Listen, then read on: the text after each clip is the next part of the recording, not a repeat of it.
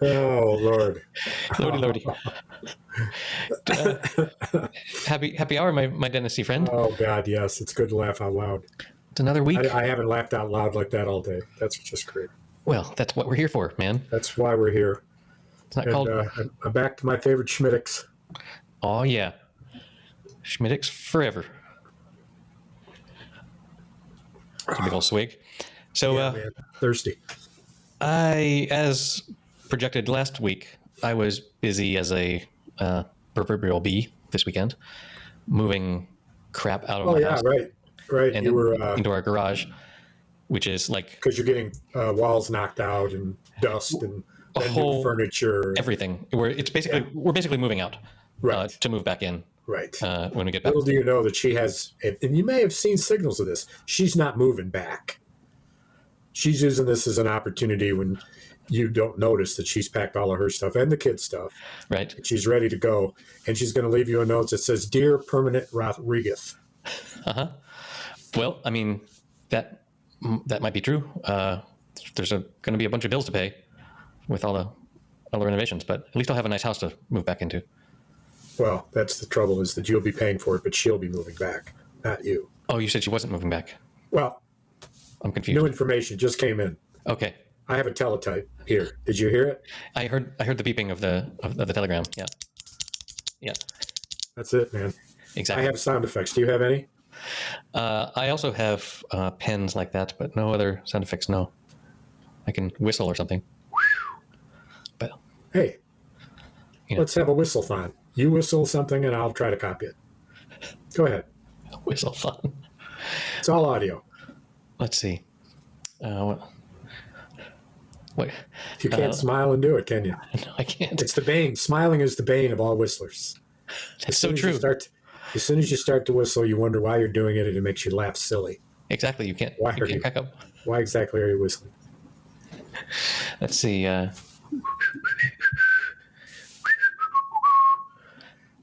actually don't want to do it now. Well, but it's nice to know your game. I actually tried to whistle, nothing came up but spit and dribble, so I decided to quit while I was ahead. Okay, well, good. So, wow, you're moving and you didn't enjoy the weather. I, on the other hand, have been working like a one-arm paper hanger, and got the temporary garage tent up today with the help of the steady hands of my eldest son, my son. What's the garage? Well, remember it tore around the tornado, ripped it up. Right. So you recall episode about 126. Good times. It tore up, and I had a rubber tarp that I got from a Lowe's dumpster for a semi-diesel tractor trailer. Yes. 20 by 20, right? Covered it, blah, blah, blah. Well, I got the new top in, which is the top and two new sides for $275 for the canvas and all the gear. And we put it up in, I figured it'd take 2.5 hours, hoping no more than 3. Yeah. 3 hours to the minute. Nice. And this is to provide shade for something during the summer? It's for my wife's car, particularly in the winter, when it protects it from the ice and snow, and she doesn't have to. We're in the summer, right? Scrape. But in the summer, in the shade, yes. Okay. Stone floor, man. Whoa. It's like low and stone. Cool. Congratulations on your new tent. That's all I can say. Well, I know you're excited. This is what I do. And then I ran some errands, I did wash my wife's car and filled her tank up with gas. It's $4.79 at Costco instead of $5.09 at the store. So Costco represents 30 cents a gallon on a 20-gallon tank. Therefore, $6. That's like a 6-pack of beer, cheap beer, PBR, which I don't drink. But anyway, you get the point. And, got ready for the new job, which is erecting lights on the back patio. A zigzag pattern. A light erection. That's what I usually have, is a light erection. So the house is higher than the shed, and I bought these, I had an old metal pipe that I cut 4-foot length so that I had these pipes raising 2 2 feet above the roof of the shed, so they're more or less equal to the house, right? And not so low because the shed is low. And had to figure out how to connect them to the standing timber and how to make the pipe, not only the stalwart piece of metal that it is, but figure out how to make sure that I could hook the lights from the lights I'm putting up to make sure that they can hook. So I thought I was going to screw a cap on somehow with a hook in it or whatever like that, and decided simply to drill a hole in it and to insert an eye bolt. Ooh. That when you connect it, obviously you've got a little ring to hook things on. And there you have it. Huh. And I'm ready to paint the poles and string the lights. Paint the poles and string the lights. We're gonna have a night tonight. Yeah. I can't wait, it's such a fright. Paint the pipe and string the lights. Da, da, da, da, da, da, da, da, da. Hey. Okay. Sounds like a plan. Paint the pole and string the lights. Excellent. So we are getting ready to travel across the pond this that's right. Saturday. The whole family is traveling, but we're not traveling together, which is an interesting conundrum because of flight and times and. Well, my kids and I are going for 4 weeks, and so I booked the round trip with the three of us, but my wife is only going for 2 weeks, so that had to be a separate booking.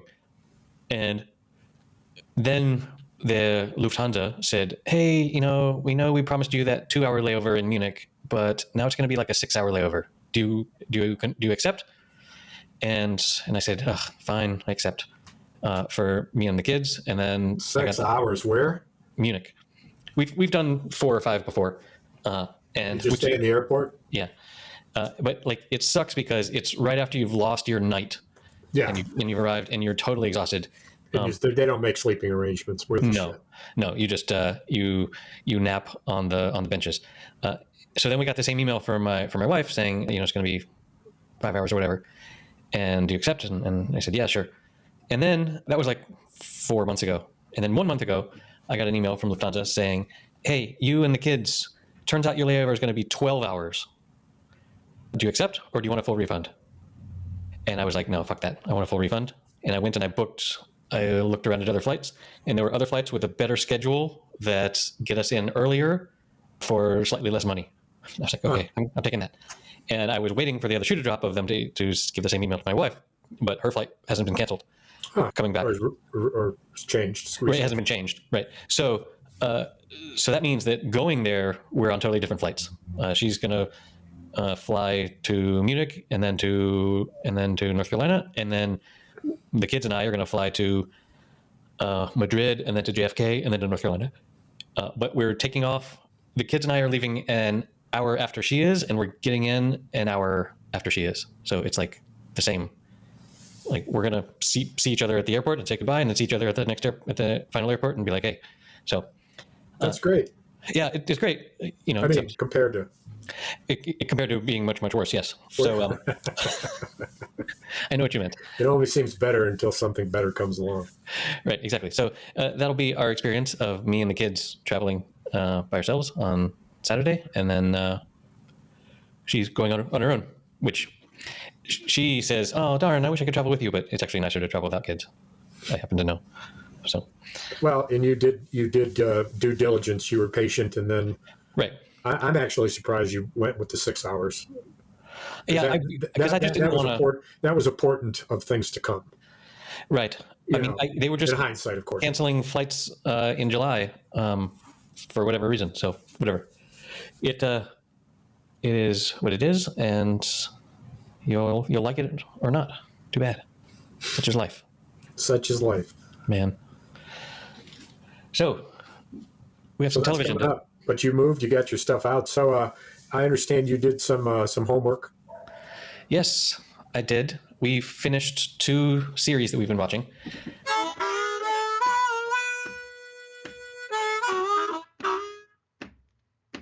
Hello, this is future Erik editing here. We are about to spoil the crap out of Time Traveler's Wife Season 1 finale and Barry Season 3 finale. It's really all we talk about for the rest of the episode, so if you haven't watched that, pause now and come back and when you're done. See you.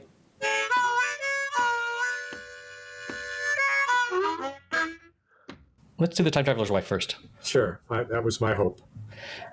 So when you told me, when I had watched one episode and you said you'd watched most of them, and you said, oh, that you like the show even better than the movie, I was so dubious because I was like, come on, the movie's amazing. The movie was nearly perfect. Right, exactly.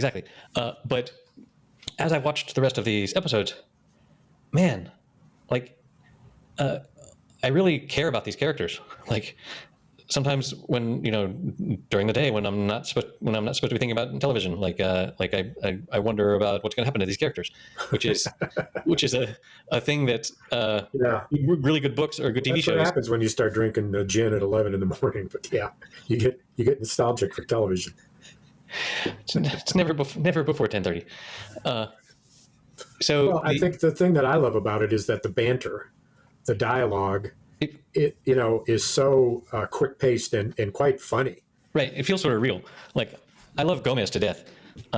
He's great. Well, I had a little trouble with Gomez because the guy who plays Gomez in the movie, whose name you instantly know, I guess I can't remember it, but he that's one of my favorite characters by one of my favorite actors, and so it took a bit to get over the movie Gomez to this guy, but I am not won over.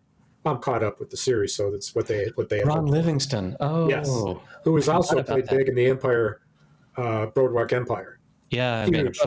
And my favorite movie, Office Space. Yeah, I forgot about. See, now I sort of want to go back and watch the movie. But the other thing is that what they explored with such to a degree of amazement, him being able to return and see himself, and the scene where he is at the car wreck, and every version of him is watching the wreck, and it just populates with him all over the place. At that moment, I cheered out loud. Oh my God, Yep. And that is, to me, the best illustration of how it's sort of like the movie with trump cards, one after the other. Right. Although the clearing obviously is fake rocks, and it's so cheesy that it is offsetting, but it's a fake fucking rock. And you know what I mean? Yes. Huh? Right? Yeah. But whatever. It's probably a soundstage or something. But yeah, like all good time travel stuff, you shouldn't think about it too hard. But I've never watched a show where one of the characters is naked most of the time. Oh, you know that they hired him partly because his body is so. You got to cast a guy that looks good naked. He does look good naked. He takes a fall.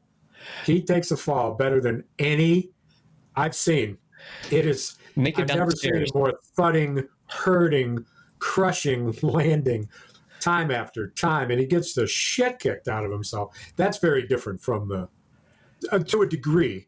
It's the same exact storyline, but they trump what they did in the movie. Right. The movie was sort of like that. This is like way. Yeah. Sometimes like, you can't think too hard about time travel movies, like whether or not if he's like at one point he was nervous about being in a car because he didn't want to have that much velocity in case he time traveled and would also have that same velocity or something. Yeah. And those sorts of things, and how like, oh, he never appears inside the porcelain bath, like in between a wall or something. It's just these sort of ghosts, hand wavy drama. But yeah, it's a hell of a story, and the idea of a relationship where one of you knows the future is kind of bizarre. They switch on that. Them at certain ages. Exactly. They switch on that because when he first meets her, she knows all about him. And he's 28. Right. In a librarian. Right. No, is it 28? 26. 28 when they get married, I think. Yeah. 26. I'm never clear on their professions, like what they do all day. I guess that's just not interesting part of the story. Well, she's an artist, just like the movie, and that comes into play in the where she's sculpting stuff. Yeah. Well, plus what do you mean? What do they do all day? I mean, they played the lottery until they're freaking multimillionaires. They don't have to worry about money at all. Right. True. I mean, they're well off. Right. But I don't know what he could do that wouldn't create jeopardy for whomever he was doing it with or to. Of course, a librarian, I suppose you can disappear for a few hours and nobody will know, but That's so I didn't get the sense that he was doing anything during the day. He was too busy fucking disappearing and coming back. At least on the days that we witnessed. But yeah. Well, we don't know too. It's hard to get a sense of, she's got the calendar of when he comes back. Right, when she's young. And it seemed that was not months in between visits, weeks. But those are weeks for her, not necessarily for him. They could be years apart for him because he comes back at different ages. That's right.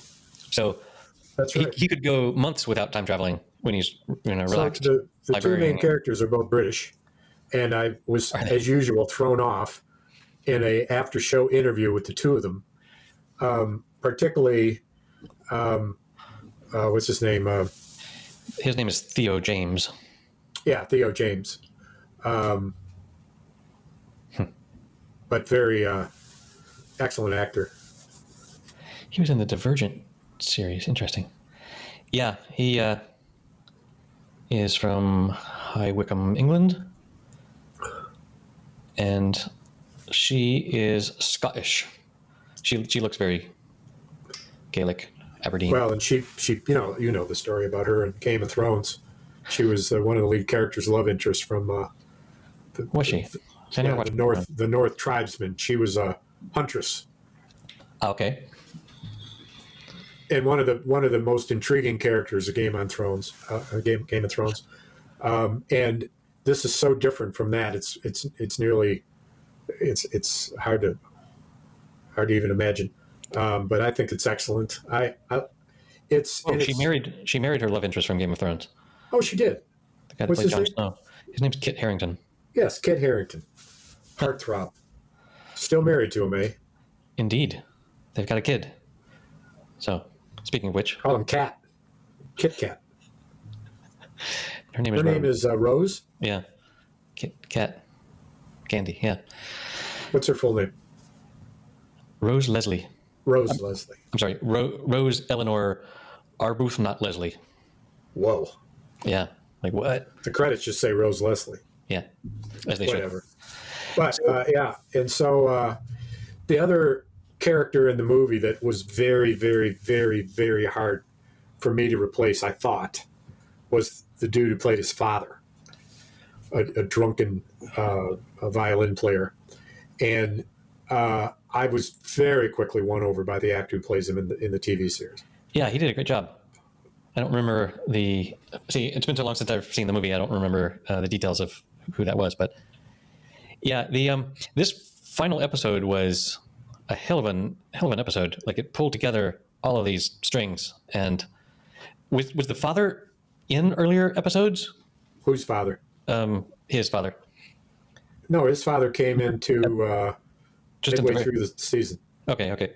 Because they weren't talking much to each other until they went in this final. Right. He sees him again only so that he can meet.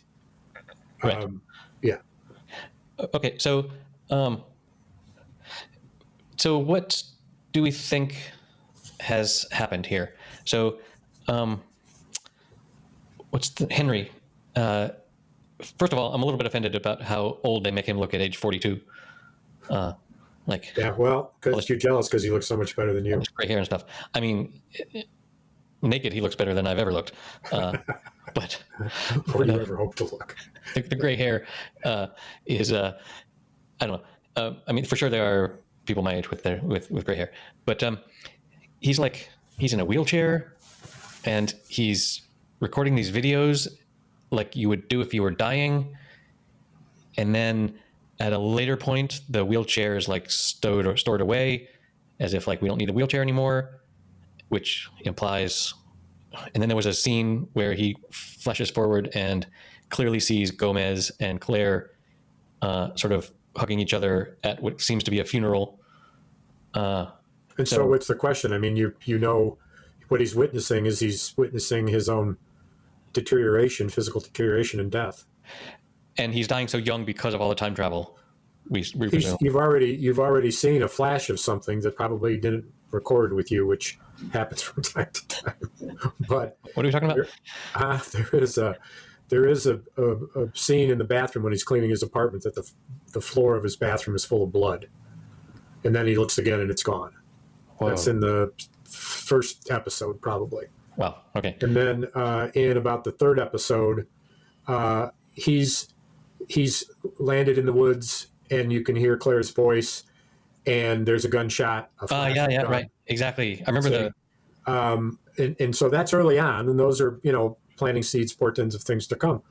And so also in the third episode, the closing of the second or third episode, they show an alley. The scene closes with a long, deep shot of an alleyway, typical to where he lands oftentimes, and it ends up showing his feet and ankles cut just above the ankle, the feet there by themselves.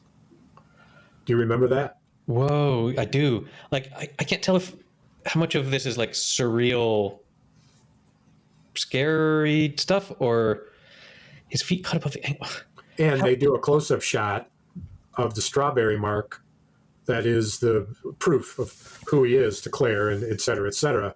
And so that happens early on. And so it's no surprise that at some point, whenever that might have happened, he doesn't know when, in the future. Right. Because when he's 38 that he's fine, for example.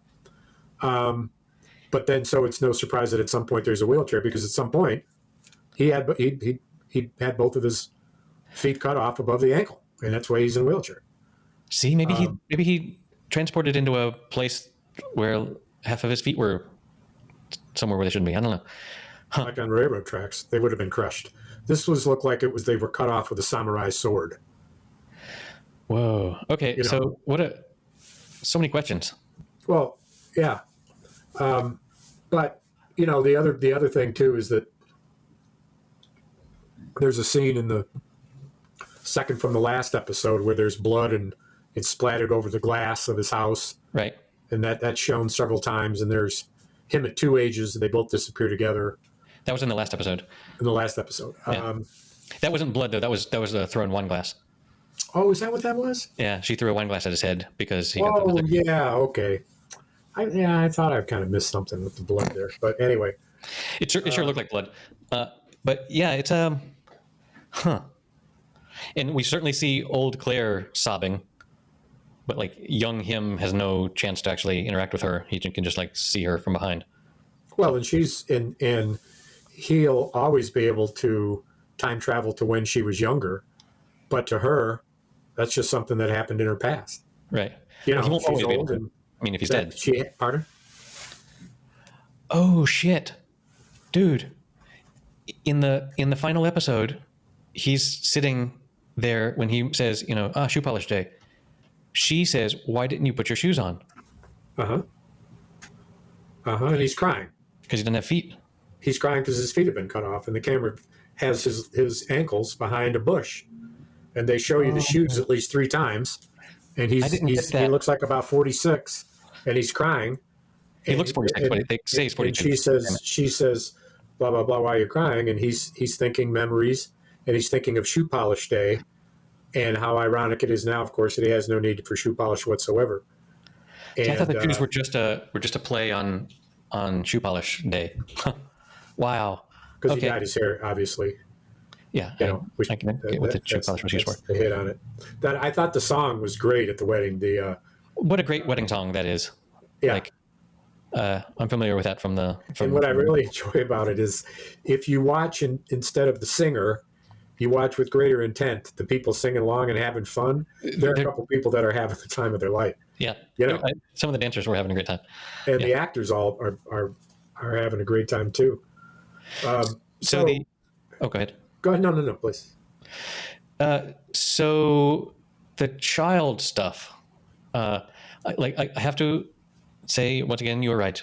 You can't turn off, especially the final episode of a TV show when you see the first credit, because there was extra material there that I didn't catch. And then an entire extra scene. it was 2 lines. It was 2 lines where he said, "Well, it's too late now. Your husband had a vasectomy or No, whatever." it's 3 lines. He's got 2. She has 1. His first one was blah blah blah. It doesn't seem quite right. Me coming back, Right, to visit you. and then he says, but he shouldn't have done that. Blah blah blah. What am I to say? I'm the guy who's had a vasectomy. That's Right. his second line. Right. And her line is, not yet. You haven't. Exactly.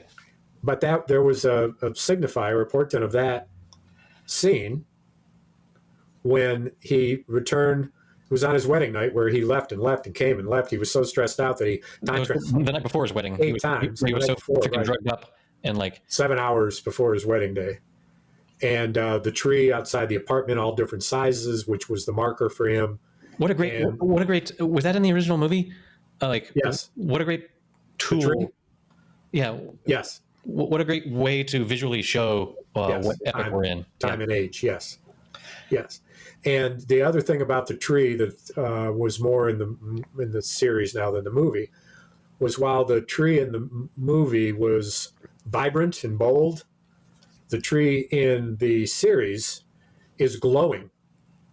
In some time. And he, well, to one degree or another, it's glowing. But one return, I don't know why, if there were Christmas lights, I believe. There was some light strung up, yes. Christmas lights made it glow so that the person who approached him from the house was nothing more than a silhouette against a bright light. And it is, in fact, You're a silhouette you're wrong there. The light was from inside the house, not from. Yeah, but it wasn't Christmas light. That was not. I mean, You want to bet? yes. Okay. How much? The cost of an episode, $3.72. If that's what you believe these things are costing me, then great. No, well, I'll bet you a Smithix. But that was just light from inside the house. It was one color, and it was perfectly centered around her silhouette to show you that it was a young girl. But see, when I saw that, I thought he was hallucinating, because he was so fucking high. I thought he was hallucinating young Claire at that point. But Well, in the image you see, you realize that's not the case, because you know exactly what she looked like when she was 6 and 8, because they had her, and this was obviously a silhouette of a different child. Not noticeably on your end. not so obviously to me. It was a girl in a dress. You didn't first remember ever seeing it, so I'm not sure. I'm going to put too much faith in your observation skills. The other thing that I noticed was another hint, was when they have this cute throwaway scene where before they're getting married, they're shopping for house supplies, and as every husband has been through, she calls him over and says, "Which of these silverware do you like?" Yes. And there's 3 options, and he was like, "Oh man, they all look the same. I guess this one." And she says, "You mean this other one?" And he says, "Yeah, honey." She's like, "Oh, great, we agree," which is such a metaphor for marriage. Right. But in that scene, he's talking to his father on the phone, and she is browsing little girl dresses, and holds them up to show him, and is like, "Oh, look how cute this is." So there's that too. Well, one other thing I loved was at one point Gomez says, "Did you go to the future or the past?" And he says, "The future, I think." And he says, "Well, how did you know? Was the air thinner?" Trying to make some climate change joke. And he says, "No, the TVs were huge," which I love, because the other way to date it, right? Because with they didn't do so much here, but I can always look at a TV show and tell you what year it was made by the version of cell phones that people are using, because they change from year to year.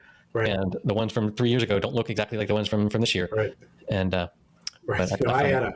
I had my first portable phone was strung up like a purse. Yep. And it was the size of a briefcase. Right. That you carry full of papers, except it was only half as deep.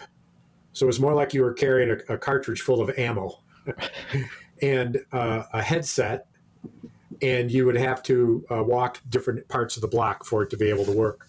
And then I had one in my car, which was a police car, a state trooper's car that I got from work. It was when they gave me a car. It was a stripped state patrol car.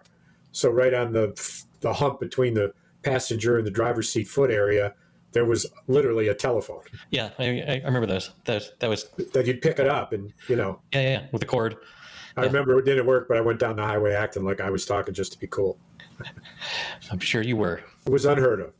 It was unheard of technology. Exactly.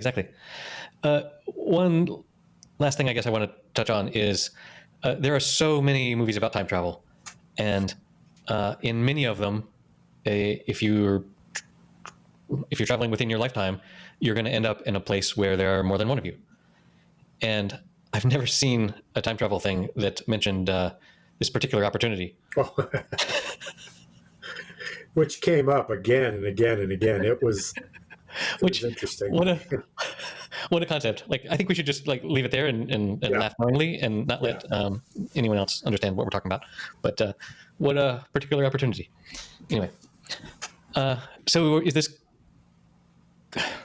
this is one of these endings where it could be the end and it's just like, oh, nobody knows, or they could have another season if they can sell it. So, well, in the second season is the story of his daughter.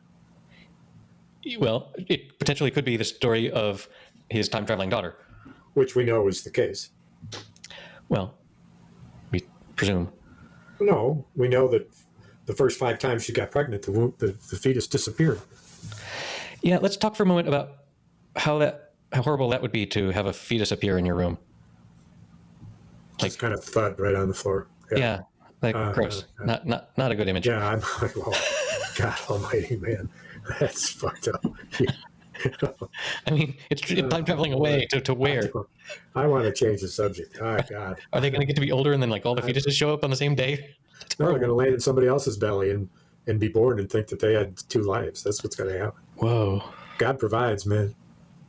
He provides. They land in another womb of a barren woman. What a lovely thought. Better than landing on the floor of the dining room. Okay, so looking forward to the finale of that. I'm just loving it. And what was the other bit? What do you mean the finale? You think this is 2 more episodes? There's 2 more episodes. Yeah. Of time travelers? Yeah. Not according to Wikipedia. They just say 6? Yep, this is the last one. That was the last one? That's the last one, I'm telling you. I think this is the end. It could be the end unless they want another season. Oh. Well, so, of course they got another season because they never went into all the stuff we just talked about. Well, You would think that the last 2 episodes were the realization of that. They could build a whole season around what happens from the time he's 42 to 46. They could, but what I'm saying is they left some things unanswered, but they also wrapped up some things. I don't know. We'll see what the TV gods decide. But no, that was the finale. Well, and the other finale I saw, which you're not hip to, is First Ladies. That's for future discussion. That's over. And I finished up Westworld. Did the whole binge, 3 seasons. I've got another half of episode left because I get tired, so I went to bed. But the season 4 starts June 26th. You did Westworld, and you'd have to go back. Is that what you were saying? Or? Yeah, that'd be a lot of work. That I might attempt. I'd have to get another running start at it. What was? Hold on, I'll be right back. Pause.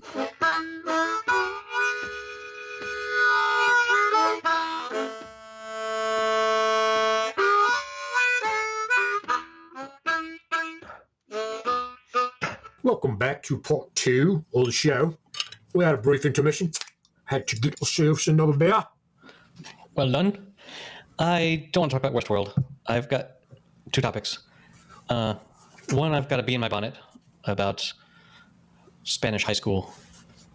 Fuck it, let's talk about that. So this is my eldest's first year in what we call high school here. It's really middle school. And this is the last week of school. Tomorrow should be the final day. But apparently they did all their exams and got all their grades like a week and a half ago. And the teachers are just like, well, fuck it, we're not going to work anymore. And so the teachers just don't go to to the school. I guess the high school gets some substitutes or something to babysit the kids, and the kids are told to, do arts and crafts and busy work and, make, cut out little fish and stuff and put them on the walls of your classroom to decorate the classroom, even though it's all going to be taken down when the school starts again. And it's just sort of annoying as a, working tax-paying individual that they would just fuck off like that. But did the children appreciate the opportunity? Did they treat it as a celebration of the year and a time of like a year-end picnic, a year-end free time? I mean, no, most of the kids realized that they also don't have to go to school anymore. And so 75-80% of my daughter's class just doesn't show up for school. Because why would they go? The teachers don't go. Why would anyone go? Who cares? Like, what's the point? And so you should get 2 weeks. You should get 2 weeks worth of tuition paid back to you. Right. If only I were paying. If we're going to end school 2 weeks early, then, why not end it 4 weeks earlier, 2 months earlier in fucking March, the slippery slope argument. If it's, I understand it well. Because last year we stopped doing things in the middle of June. Why don't we stop doing things at the beginning of June this year? Because, why not? Fuck it. So, and they have this, my daughter said that the teacher said, look, why would we teach you anything these last weeks? Because you're just going to forget it all over summer. And it's just like, wow, what a level of dedication to your craft to just care that little about what you're doing in the world. I don't know. Yeah, it's. I find it irksome. Are they underpaid or poor benefits or poor working conditions? Are they the downtrodden teachers, or are they? I honestly don't know. It's really hard to be a teacher in Spain. You have to study for 6 months and take this really hard test, harder than SAT. It's almost like the fucking bar exam to become. This is true for any government job. Just to be a clerk at the local mayor's office, you have to take this really hard test. It's really exclusive, and once you get in there, you don't want to leave your government job because you have all the benefits and whatnot. But yeah. I don't know exactly about the teachers. I don't know enough teachers to really speak to that. But it's, as a parent, I can tell you, it's like, what the fuck are you guys doing? Have some professional responsibility, like the rest of us do. Yeah. So. Yeah. Anyway, that's my rant. And well, deservedly so. Deservedly so. It's and what did your children think? They obviously picked up on your dissatisfaction, which from all my swearing. Yeah. however you portrayed it. Hey, did you get your second booster? My COVID second booster. I've had 3 COVID shots, so no or yes. I got the vaccine and then the second and then the second. First one came in a double dose. Yeah, so no, just 2, just 3. No, I haven't. But I'm scheduled for Monday to get my next booster. But what did happen was earlier this week, Monday, I guess, a coworker of my wife's, one of the ones that took us to see the castles and stuff. He's a woodworker. He in his spare time, he doesn't have a wife or kids, and in his spare time, he has a wood shop where he does amazing things with lathes and saws and whatnot. And he offered to come over and help us destroy a really old antique shelving system that we've had in our house since forever. We were kind of sorry to see it go, but also it was kind of time for it to go. But he came to help take that apart. And then I helped him take everything down in the elevator to throw it away. And, we were there in the elevator with a bunch of planks of wood and stuff. And then when we were done and he went home, he said, man, I've had a terrible fever. And I think he has COVID. And we were there breathing the same air in the elevator. When was this? Just on yesterday? Monday, 2 days ago. So it. How do you feel? Great. We all feel great. So. Well, you had COVID recently, so you've probably still got some immunity in you. Not so recently, September, but yeah. How long ago? That's October, November, December, January, February. Oh, wow. So I thought it was more recent than that. No, so it feels, time flies, man. So that is. Time flies. No pun intended, man. There's a TTW. Whoa, that's Oh, time yeah, traveler's yeah. wife flies, man. I love. What does he say? Memories are like a trap door or something like that. Yeah. Because he keeps falling back to the important parts of his life. Well, Also, I have to give a shout out to how well they did, because one interesting thought experiment that I've heard other two dudes talking on a podcast give each other is, what would you, if you time traveled back and we're talking to 10-year-old you, what would you tell him to convince him that you were him from the future? Which is not an easy thing to answer. my 10-year-old self, Sure, that's the number I chose. You could be like, oh, that scar on your knee. I would tell became him that I knew that his father paddled him for allegedly stealing money for the church donation, only to have found it a day after the paddling in the lining of his Sunday suit coat. I think we discussed this on the show. That's a fantastic drama movie trope that really happened to you. Well, and it was a razor strap. I mean, when I say I got a strapping, it was a fucking leather razor strap that okay. he got from his father, who was a barber and a carpenter. He cut my hair until I went to high school. My grandfather literally put a fucking bowl on my head and then just clipped the hair below the bow line above my ear. I look like fucking Moe from fucking Three Stooges. I mean, until I went to fucking high school. So anyway, what I wanted to say was how well they did the scene where he had to convince his father that he was really a time traveler, and he described his father's first kiss with his mother, and how that stopped his father dead in his doubt of okay, I guess this is real. So we have plus he saw what he saw in the bedroom was twins. That was the evidence of the inexplicable that was right in front of him. Yes, but he needed further convincing. Okay, that's all the hints we're going to give up to that scene. Okay.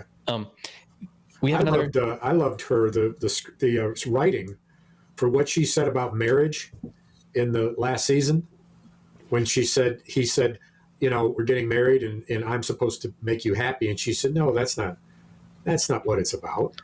If that happens, that's fine, but this is way different than that. Exactly. This isn't going to make me happy like we're going on a vacation and I'm happy, or well remembered. And then she said, look at those people on the video. Do they look like they're going on vacation?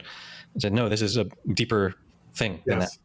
That was to his younger self, who he was the one who was supposed to be there getting married, watching the video. Yeah. It was really, really good. Really, really well done. And the little tricks that he did with himself, like through the cameraman, and how the cameraman was all freaked out about him flipping the bird and saying, I love you. I love you. Yeah. One other quick thing. I love that quote that I sent you where his father says, marriage is about two people, but a wedding is about one person, and you're marrying her daughter. Right. I thought, damn. Right. That's relatively old school, though. I mean, but I love a good, that's a good joke. One of those things where you have to get to the end of the sentence before it flips everything else in the sentence around. Right. I love that kind of wordplay. Well, I loved it in this last episode where she said, blah, blah, blah about the vasectomy. And he said, well, do you hate him? And she said, no, I'll never hate him. I like to smash his fucking thoughtless face in, but I'll never hate him. She delivered it. It was pitch perfect. I laughed out loud. Marriage. Yeah, I did too. That was like to punch his thoughtless face in, but no, I never hate him. Speaking of hater. So what was the other series that you? Speaking of hater. Barry. The season finale. Dark Barry. An amazing. This is another episode that I think I've watched 3 times now, because it's just, there's so much nuance. Like, I watched it and then I heard a podcast about it and then I watched it again and then I watched it again to talk about it now. Just the so the podcast that I listened to talked about how this show, like mini shows, they have to teach you how to watch the show. Like, you have to understand when they're being fanciful and when they're being, this is true and whatnot. And this episode was for example, when Hank is, I guess the episode starts with Hank in this prison in Venezuela or Colombia or wherever he's gone to rescue his boyfriend. Bolivia. Okay. And how, well, first of all, in the previous episode, when he gets captured, he's just there in the market, and this scary guy comes up to him and twists together this long pole and then puts the dart and shoots the dart into his neck. And Hank says, He says, "I thought that's where you were going." "Oh, that's what I thought you were doing. I didn't want to be rude." Exactly. So classic Hank. But He's then, dead away. but then in this final episode, he is not funny at all. He is acting the shit out of this role of being terrified by whatever is attacking. Oh yeah, the other guy in the other cell, some dog, animal, wolf, panther or was something. never revealed. Exactly, and how what a interesting decision by the writers to make it like that, to only show that scene through his face only. And there's I got to mention this before I forget it. And I didn't read the article because when I clicked on it, it wanted me to subscribe, but it was the Atlantic Monthly, I believe it was called. And the name of the article was "Why Barry Has Become the Most Compelling Television Show of Our Time." Wow, that's a hell of a title, but it's not wrong. And just how he fucking nailed the fear of that scene, and then just how serious he was about just going to protect the man that he loves. It's a common trope, but Christoph, his sexy wife, who is trying to do simple, straight up behavior modification. Wait, so that was his wife? Yeah. Okay. And she was trying to behave mod to give him jolts of electricity when he was aroused by the dancing man, right. And then tried to replace it with her own voluptuous body. Mm-hmm. And it was just so hilarious. Right. Exactly. Hilarious but situationally, because the characters aren't joking. No, they're not trying to be funny. No, right? No, they're not trying to be funny. Which is basically the whole thing about the show, is everything is so dead serious, but it's so awkward and ironic and unpredictable that it's never been a comedy. No, it's not a comedy. I mean, it's not. It's a drama with heavy comedic overtones or undertones, but it certainly isn't a comedy. They're not doing an episode and wondering and hoping that you'll laugh a lot. Right. They don't go for laughs. There's quirky situations that are humorous, but it isn't stuff that you laugh out loud about. You might chuckle a bit, but it's definitely it's a drama. It's almost a docudrama, for Christ's sake. So think about it. Wikipedia takes 5 words to describe it, if you don't count American. It's a black comedy, crime, drama, thriller. Say it again. Black comedy, crime, drama, thriller. Black comedy. Yeah. Okay. I'm with that. It's black comedy, which I guess is the one descriptor, and then crime, drama, thriller. Yeah. Which it is. Good find. Nice job. I also Give love yourself an extra biscuit. Right. Thank you. And Sally's conversion into her slow, turn towards darkness. And oh my God! Oh my God! Just depraved. And what a great. So when I was rewatching it, it wasn't clear to me, when they were being attacked in this sound studio area, it wasn't clear to me how she got the thing to stab the guy with. But talk about black comedy. What a hilarious turn to have her stab him behind the ear, coming up through his face, and have blood coming out of his eye, and him being like, "What did you put in my eye?" Yeah, he was worried about the blood in his eye. Came up from behind. Yeah. And the other fantastic thing about that scene was how she went in to go and beat on him in the soundproof chamber, and the door closed, and we lost all sound. It was her beating on him silently to death. To death, for sure. She beats him to death. Yeah.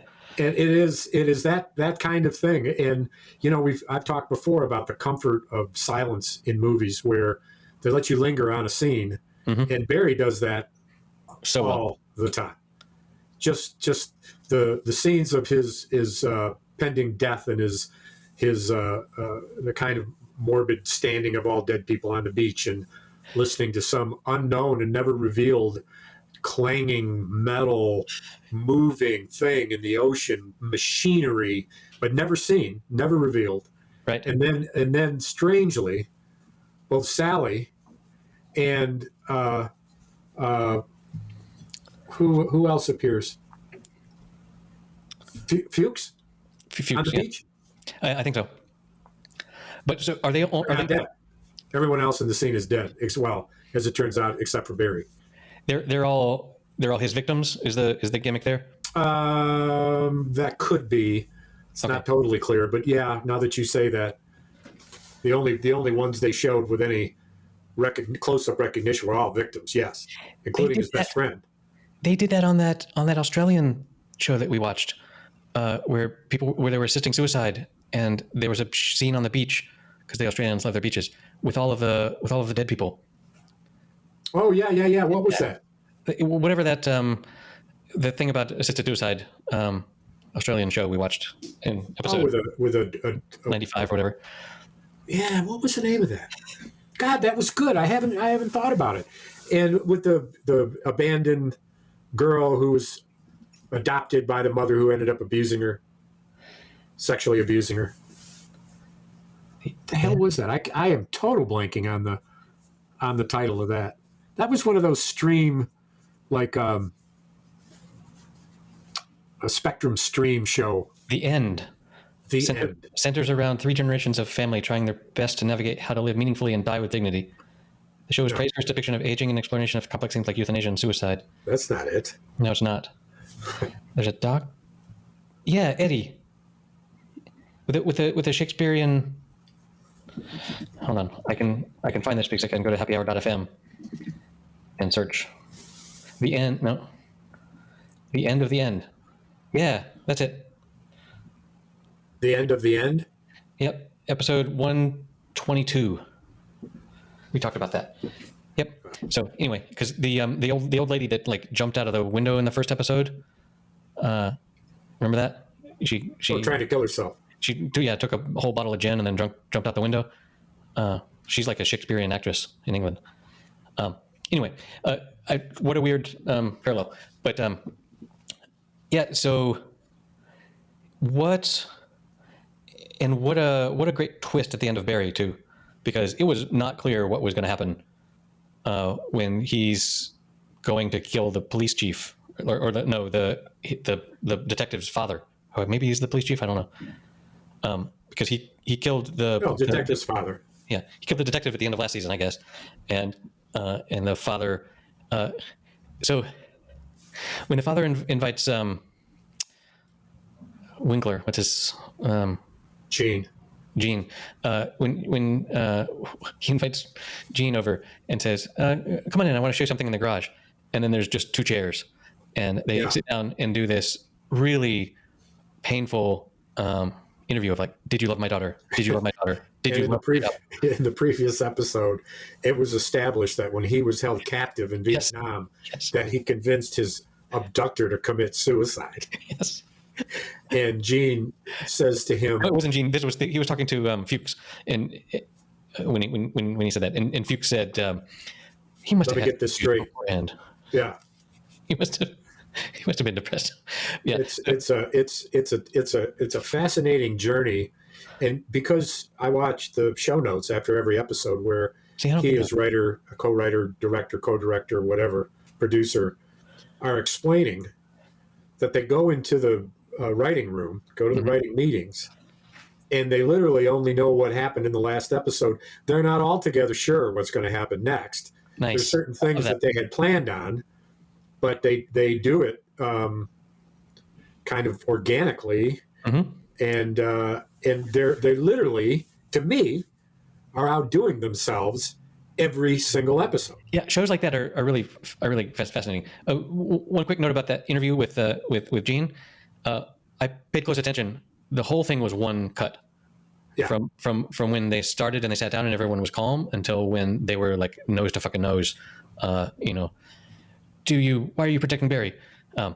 But what a great finale, and what a and only for the resounding sympathy of the Afghan vet whose life he saved to not kill him, not arrest him, yep, and give it a chance, and thinking That the was a series scene. would end there with the repeated phrase, "This ends now," right. which they did it for the first 4 episodes maybe, and then did it for a while, only for it to have yet another ending. Yes, and like these, like you say about these writers outdoing themselves, it can go too far, but I also kind of respect shows that like write themselves into a corner where it's like there's no way out of this. Like, how are you going to get out of this? And Barry has been renewed for a 4th season of 8 episodes, and are they saying it is the final season, or they're not saying that at this point? 4th episode, 4th season, 4th season period, which could take place entirely in prison. Who knows? Or it could focus only on Sally starting her own career as a hit woman in Joplin, Missouri, or whatever. Oh God! But for sure, Hader. Apparently, it was announced that Hader is like gonna write and direct all of the final season, like he did for the final episode. So. Oh wow! Well, we got that to look forward to. Hey, did you catch any of the U.S. Open? Boy, John Rahm was flirting around in the top 10 for the entire time. He kept hitting it. Like way right or way left. And one point, his ball landed behind the bleachers, and he laughed out loud when he said the last time he saw it, there were 2 boys running away with it, and he was laughing when he said it. He got a free drop, and then hit it because they stole his ball. Right. But he was so delightful to be laughing about this in his post-round interview. When he actually he had to recover a lot of shots. But there were 2 people who never won a tournament before, let alone a major, competing in the top 3. Nice. And anyway, it's only a little bit more interesting than last episode talking about paint drying, which I thought was pretty good. How do you remember that? So. How's your paint drying project going with your? Oh well, the concrete has got the lines painted so that they are now, instead of 10 by 10 foot, with cut lines in them, they're now quarter that, so they're 2.5 or 5 by 5, big squares that are. And what happens next is that I have a container. Anybody's guess. Huh? What happens next is anybody's guess. Well, no, it's actually a plan. I have a container full of different colored chalk, and the grandchildren will be here, and each one of those 5 by 5 squares is literally a palette upon which to draw stuff. We'll leave it on there until it washes off. If they don't fill the whole square, they don't get dinner, or how does that work? No, they're not allowed to leave the square till it's fully painted. Okay, that makes sense. And we give them dinner, but they're not allowed to step outside the lines. Talk about paint yourself. Let me put this: they'll receive some nutrients. Okay. May not be the full dinner. You could probably chuck some peanuts out there. Chuck some peanuts. So when we put up the tent today, you eat chalk? A chipmunk jumped out of the tent and nearly jumped on me. And you would think that a freaking mummy, Erik the chipmunk, appeared out of the ground. I jumped so high. The other day when I was working on my fence, 2 squirrels were one squirrel was chasing another squirrel, and the squirrel that was being chased came around the fence and didn't see me and ran right into my leg. Oh shit! Talk about jumping up in the air. I got a paintbrush in my hand, a paint can. That's like goddamn critters. So I've got a mixture of vinegar and garlic. What a comedy! And a great big sprayer that I've decided that I'd rather have put on your salad. Freaking house smell like I'm in the middle of an Italian neighborhood than consider. And the chipmunks hate the smell of vinegar and they hate the smell of garlic. That's why there are no chipmunks in Italy. It's true. Well, they've gone north. They're in Austria. Right. There's no garlic in Austria, but lots of chipmunks. No, Austrians wouldn't think of it. They don't even use onions when they cook. They're too proper. Just a spoonful. That's not the. What was the? The hills There you are go. alive with the sound of music. Same actress though. Julie Andrews. Julie Andrews. Mommy Poppins, Mary Poppins, and Mary Poppins came next. yes. At one point, she was the most popular actress in the world, Yep. and always above board and totally, proper and funny and family oriented. That Dick Van Dyke made his enormous contribution to Mary Poppins. dance and song. This is the chimney sweep. I just saw a little photo of him. He's 96, I think, and he's grown an Abe Lincoln beard, big beard, no mustache. And Not a Van Dyke, strangely enough. No, that's not a Van Dyke. I'm just saying it's not a Van Dyke. But you'd think given his name. Oh, I totally, that went over my head. Okay.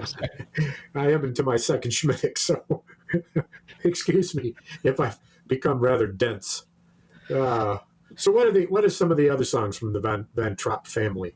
Speaking of no chipmunks in Italy because they've all gone to Austria. I mean, that's the Do Re Mi musical. Oh yeah, that's it. As the schoolmarm taught her children. Yes. Do, a deer, a female deer, Ray, a drop of golden sun, me, a name I call myself, Ray. Do, re, Fa, a long, long way to run. T. So, a needle pulling thread. Needle pulling thread. La, La. a note that follows. So, Lamest. T, a treat with jam and bread. And that brings us back to. There you go. Do. Female deer. Okay, that does it for episode number 155. You can find the show notes to all that we talked about and links back to past episodes that we referenced at happyhour.fm/155. You can help support the show at patreon.com/happyhour. And if you donate at the Gin Martinis level, you can watch video of our episodes. We will be off next week because I'll be traveling. See you in 2 weeks.